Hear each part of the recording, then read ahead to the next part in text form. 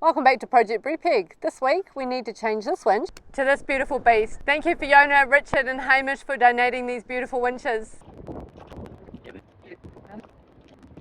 On our way into town to do some food shopping, we noticed this big beautiful research vessel.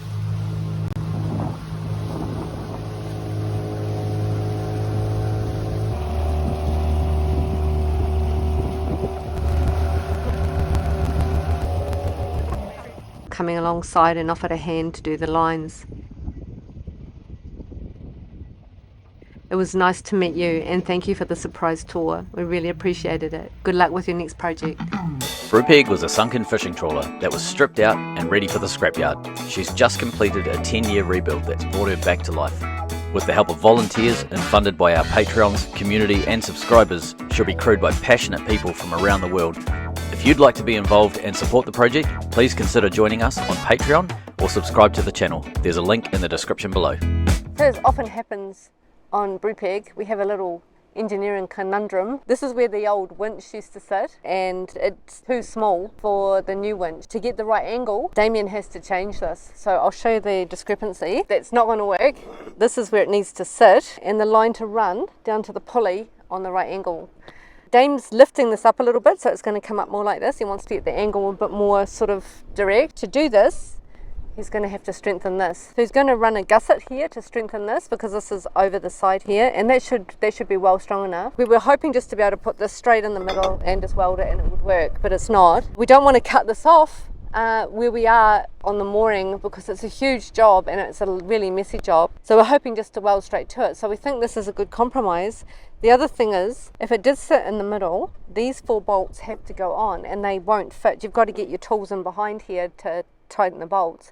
You can see this is where the head of the new bolt has to go and there's just no room. The welds are in the way. So this is our compromise right now. This is working on a mooring. This is trying to get things done in a timely manner. I'll give you a quick look through, show you the anatomy of Brupeg's wings. It starts off with a winch at the top of the wheelhouse. Now, there's a few people that have asked why we've put the winch at the top of the wheelhouse, and that'll make more sense in a sec when I get to explain everything. Right, the distance between where the winch is and where it comes down to this pulley, the stainless pulley down here, there's a steel pulley inside a stainless set of cheeks. That distance there is really critical. So if we have the winch on top of the roof, like a lot of people have talked about, not only does it put it in a gutter, it means it's difficult to weather seal it, but you have no ability to have a nice long run up to the winch. So because we've got like a bit of maybe 5 feet between the winch and that pulley, it easily coils really, really beautifully. We don't have to do anything, it does it by itself. If we have a shorter distance, i.e. put the winch at the top of the roof here and then have it go straight down, we don't have that distance, and I'll show you why. On the side deck of Brupeg, that cable comes down through this stainless pipe all the way down to a pulley that's located on the side deck just down here. Now, we have to have this stainless bar here with the cable on the inside to protect people. So if we're ever walking up and down the side, not only have we got a really solid grab rail here, but it also means that this cable, which is covered in grease, doesn't get all over people and things like that. So because we've got it inside this pipe, we don't get the ability for it to then start coiling up nicely on the drum of the winch. So that's why we've mounted it on the roof. It also means we can weather protect it better up there. So you can see the cable comes down the stainless pipe here and goes around this pulley and out the side of the boat. Some people have said, why don't we mount the winch here? The trouble is exactly the same problem. If we mount the winch here, not only is it hard to weather protect, but we also don't have the ability to make it coil nicely. Where it comes out of the boat, you can see it does one run down to a pulley that's on the wing just down there, and then it comes back and bolts back onto the boat. So it comes out at the, where are we? Comes out at the bottom here, goes around the pulley and comes back at the top here and bolts back up onto the boat just in here. The issue if we have the winch tucked up just in the side of the boat there is when the wing comes up nice and tight, we've got no room for it to coil properly and we end up with bird's nests and a bit of a mess on that winch.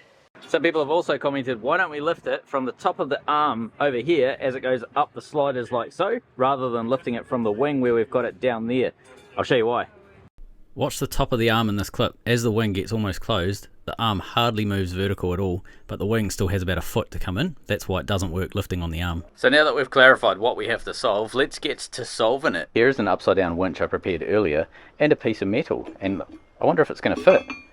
Oh, look at that, how convenient. It's absolutely perfectly sized. As you saw on the plate up top there, there was a cutout like so that allowed the cable to flow out of it. We have to do exactly the same on this, but it's obviously much bigger because this is a much bigger drum. So a little bit of winch anatomy. Winches are strongest or able to pull the most weight when the amount of rope or cable or what have you is coiled the least. So essentially, if you've got 1 or 2 wraps around the central hub, that's the strongest time for the winch. So it basically can pull in until it fills up one width of the drum, and then it starts stacking the rope or cable on top of that first layer, and then it gets less and less and less capable of pulling more and more weight.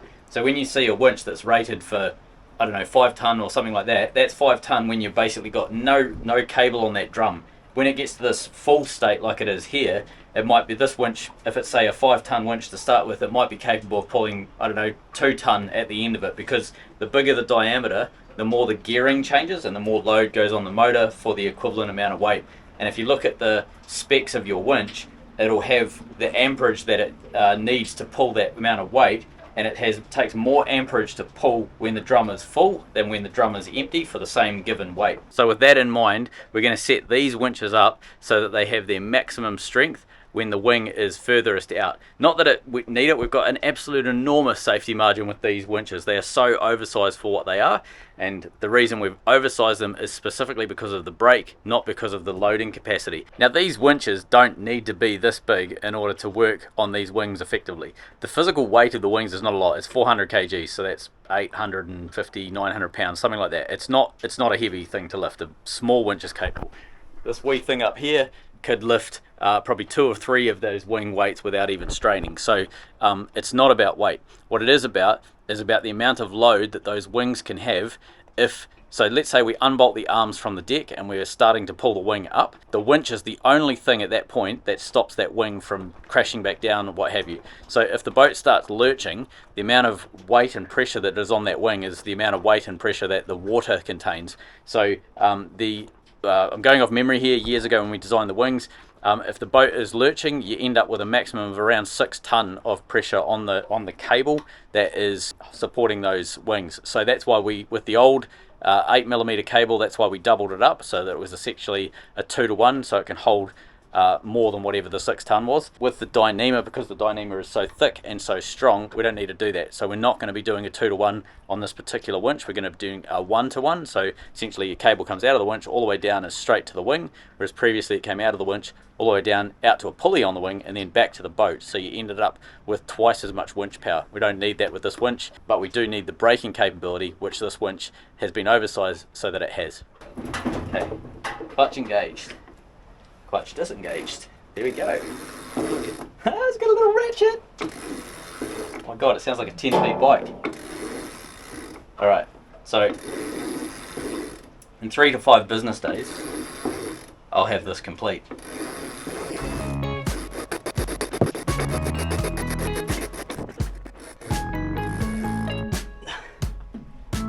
That's what we needed. What they've done is basically got a hole through here with a grub screw and some, I guess, heat shrink or something that's holding that Dyneema, and then we've got a whole bunch of wraps. But what they have done, if I spin this around a bit further, they've made this little orange strop. You can see that strop there. It holds basically that collection of cable in tight against the side there, so that you always end up with what 1, 2, 3, 4, call it 5.5 wraps on the drum itself, so it can't physically come loose. You don't want it pulling. You don't want the weight of whatever you're trying to winch hauling on that grub screw, because it simply won't hold it. But that amount of friction of that there pulling tight and wrapping up against the drum itself will hold whatever you're trying to haul on. And the other thing is, essentially, see the diameter of this here now, that you have nothing here. It will keep coiling up as it goes. This, as I was saying earlier, is the strongest possible way that you can winch on this. This is where this thing's rated for 13,000 pounds. I don't know what that is in kg, plenty. That right now will be able to pull 13,000 pounds on that line, that single line just there. As soon as you get more wraps, that total amount of pulling power will start to reduce. So I've turned the winch around so that it's in the position that it'll be on the port winch. So what we need to do is, this here is our mounting plate here. So essentially what you want to do is you want to have the load trying to go through the mounting plate. So if I pull on this here and keep this horizontal, that's the ideal place to have the load, because all of the bolts and everything, you could essentially, once it's under load, take the bolts out, and in theory it would stay where it needs to stay. It wouldn't move. The bolts are just literally holding it in place. They don't actually have to do anything. If we were trying to pull from up here, the bolts are all going to be in shear, which means it's a much weaker way of mounting it. So that's why I do the cutout thing on the plate, I have to basically cut out like this and allow for this cable to be able to move from side to side on this drum as it winds up. In order to figure out where I need to have the clearance, I basically just put that along there and run a mark all the way along the length of that steel there, and that way I know it's going to be lower than the top of that drum. Get a wee marksy poo going there, one there, and then we just need to bring those straight down like so.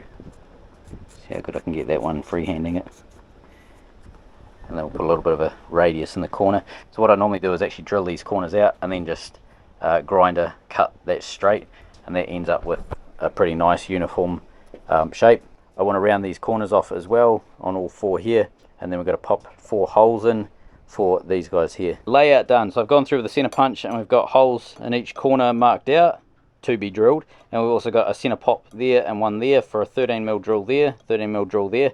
Now these are 10.5mm holes, so I'm actually going to do a 11mm drill down there, there and there, just to give it a wee bit of float. We can position it, fine tune it, and then bolt it up tight very easily. The nuts are captive nuts, so they in here there's a slot machined out for those nuts to slide in, and then you screw the bolts in. So the bolts will come from the back of this plate here, and they will bolt through onto the nuts that are inside this winch mount. Because there are 2 winches, there are 2 plates, so rather than do all of this marking onto a second plate, my preference is actually just to put this on top of the plate. I'll weld them together, and then I'll do all of the drilling through this first one, cut the welds, and we should have an identical copy sitting underneath. When Peter came and visited, he brought with him a gift, and it was this. Thank you very much, Peter. It's flexible stainless tube, and like ours, he thought there must be a use for it on Brupeg. We just can't think of anything, and neither could he. We're sure this must be something. But what we did think about, I wonder if we could use it for a cat sort of a walkie thing on the wall. So we're going to check if it actually holds its shape when it's cut in half. But we'll find something. Hopefully we'll find something.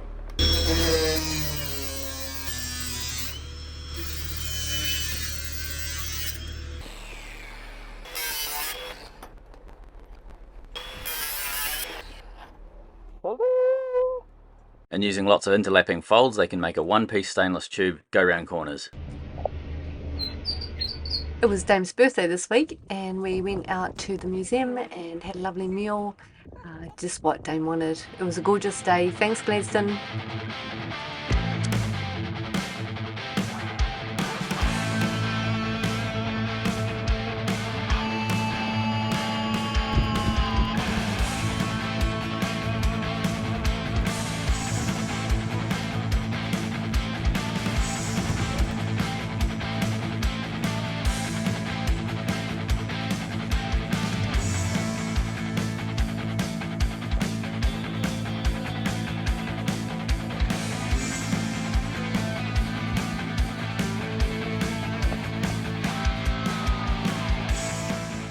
Just reading this here, it was built in 1983, but it's a coal-fired steamship.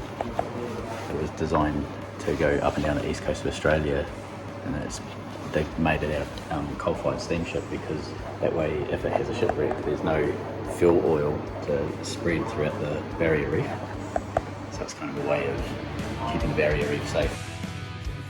Our trusty winches are finally coming off. So these have been on the boat for probably 5 years, maybe longer.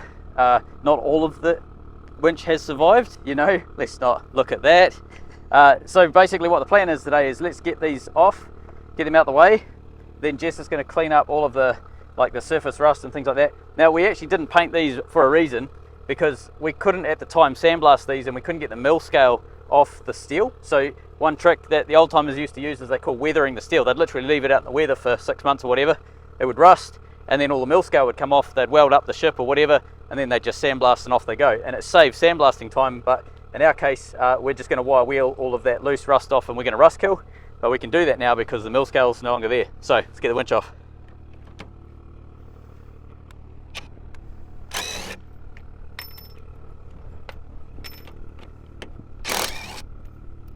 I never know how good the gearbox brake is, so whenever we put the pin in, I just ease it off. I always assume It's going to be nice not to worry about it. I assume at some point, one day, it was just going to let go. So, In an inopportune moment, Yeah, halfway yeah. down or something. yeah, when you're trying to be inconspicuous and the water police are driving past, so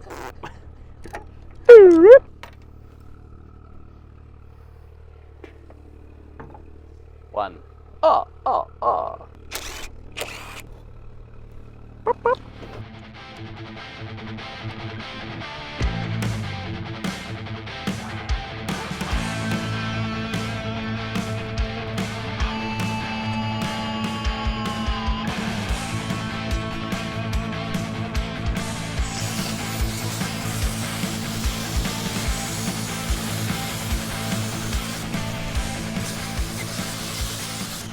Right, while Jess is up top getting those plates buffed, I'm going to weld these together. I've already cleaned up the end. You can sort of see that polish bit there. I've just given it a little TIG there and a little TIG there, and that'll allow us to start drilling these out and have two identical pieces.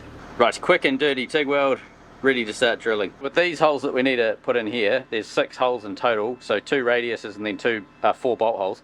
We want to use the annular cutter because it gets a nice perfect hole, nice and true, really lovely, so we want to use that. However, this is the only annular cutter I've got that's close enough. It's 13mm, these need to be 11mm. It's no big deal having it slightly bigger. We'll have a little bit of play, we can adjust that, that's fine. But the issue is I don't have a centering piece for this because it's a 50mm piece rather than the normal 30mm that we have on the boat. So what I need to do in order to get these holes to center on that 13mm is I need to drill them out, so pre-drill them. So start with say 4mm, get up to 8, then up to 13, but I don't have to go all the way through, so I just need to literally get it started so that we can have that 13mm hole created from this drill here, and then we'll line the mag drill up with that 13mm hole, and then we'll punch through nice and straight using the annular cutter. It's a bit of a fart around. It would be so much faster if we just had the pin that goes down the center, but unfortunately these 50mm cutters, they never came with it, so we hardly ever use them, so that's why we haven't even thought about getting one. So anyway, we'll press on, we'll get it done. 4mm holes drilled, 9mm holes drilled, 13mm holes drilled. So now we can get our annular cutter on the mag drill and line it up perfectly with these holes, plunge down, and we know that we've got a nice straight true lovely cut. With the magnet off, we can gently guide the annular cutter in to the hole, come around the side, turn the magnet on. We know the drill's not going to move. It's going to aim perfectly into the 13mm hole, and then we can drill the others.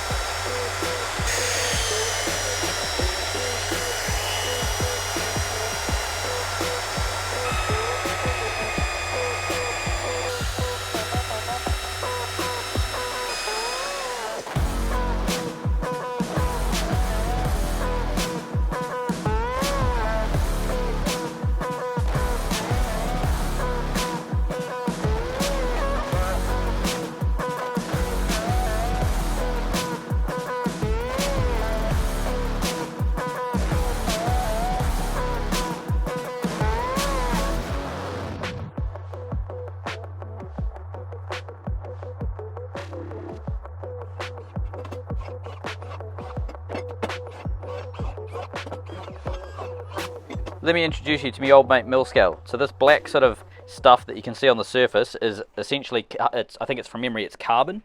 They put it on at the factory when they make the steel, and it's basically to protect it from rust on its transport out to wherever. You can see it flakes off. It's pretty weak and rubbish coating. It's not designed to do anything other than try and stop the metal from rusting for a small period of time. You can see it breaks through and rust happens. However, it's quite hard, and paint will stick to it, but it will just fall off, and therefore you end up with no paint on your metal. So you have to take this mill scale off before you do any sort of painting. The best way is basically sandblast. Sandblast will take that off, you'll end up with a nice rough surface, and your paint can adhere to it. If you can't sandblast, the next best thing is weathering, whereas you leave the steel out for 6 months or so and you end up with it going rusty like that. Basically what it does is it breaks all of that mill scale off the surface of the steel, and then you can just give it a good rough up with appropriate sandpaper and paint. Now that's not as good as sandblasting. Don't get me wrong, sandblasting is the gold standard. Anything other than sandblasting is a poor man's second best. And sometimes we can't sandblast. In this case we don't have a sandblaster, and even if we did, we couldn't do it on the mooring. So we're going to be grinding this. We have to get rid of this mill scale. We've got to get it off so the paint can stick. So we're going to be using the 5-inch grinder to rip that off. Now some people think you can flapper wheel steel and get a surface good enough to paint, and you absolutely cannot. Flapper wheel is probably the worst possible thing that you can do because it doesn't score the metal enough. It just basically polishes it. I'll do a little bit of flapper wheel and I'll do grinding, and you'll see the difference, and you'll see how much more coarse the grinding is and why it's a better surface.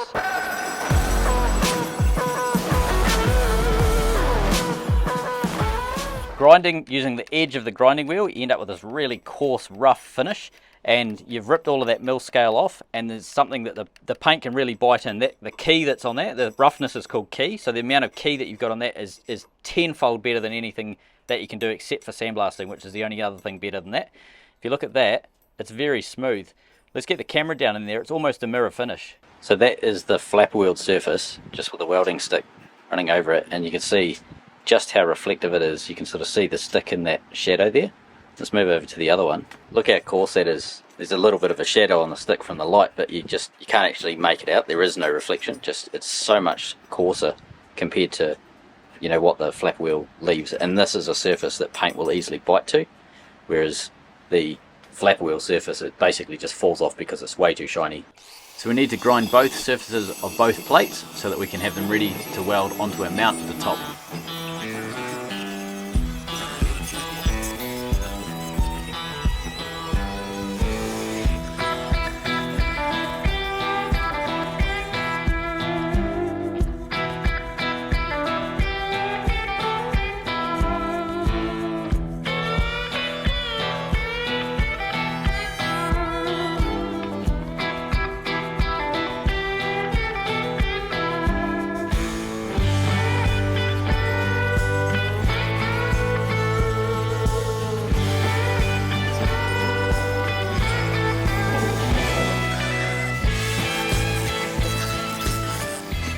There we go, 2 plates finished. Now you can think of this as sanding. You wouldn't buy a piece of wood that's wrapped up in plastic and paint the plastic, would you? That's just going to fall apart eventually. Well, mill scale is exactly the same. So grinding it like this, although it's not as good as sandblasting, it certainly gives it a really rough finish, and you get off almost all of that mill scale so that you're going to get the best possible chance of having the paint bond onto that. Right, up on the top deck, welder is up here. Even though it's quite windy, you can sort of see the amount of wind on the flag there. My preference is MIG because it lays down so much metal, and you can sort of see these joints here are all MIG, and there's just a bucket load of weld there, so I want plenty of metal to fuse in. I've got this new plate clamped to the old mount, so what my plan is, 3 of these holes are clear, so we can bolt the winch using 3 bolts right now. This 4th hole here is overlapped slightly with one of the old ones. So once this is all welded, I'm going to then drill through that hole using the mag drill. Should be able to clamp onto this pretty easy, even though it's on an angle, and that will give us our 4th hole, and we'll have to put a washer on that. Again, it's not perfect. This is a bit of a compromise, but failing having to completely reconstruct this mount in the corner of the roof, I'm happy that that's going to be plenty strong enough. So let's get to welding.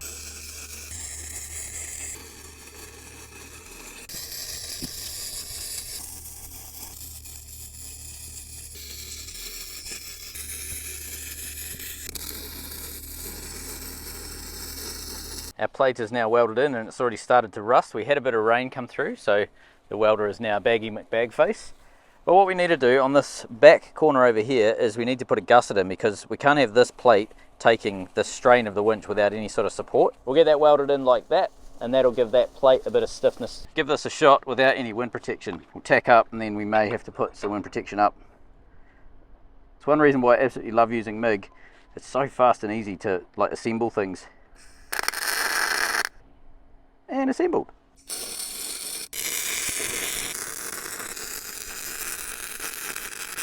Much better. Vertical up. I can back off the power settings on the welder.